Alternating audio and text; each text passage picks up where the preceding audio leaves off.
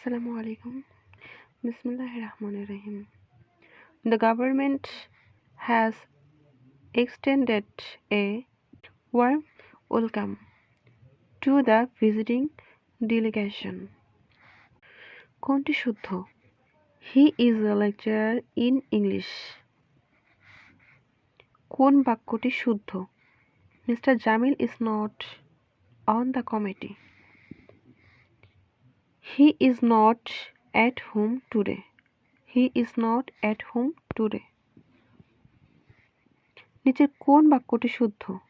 Paper is made from wood.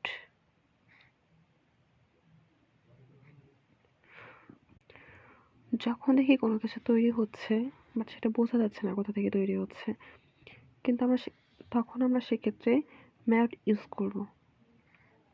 আর যদি বোঝা যায় তখন কি ইউজ করব? Mad of.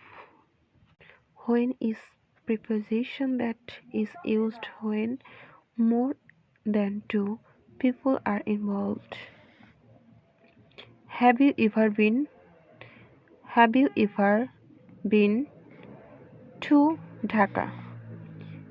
He is dressed in a black suit.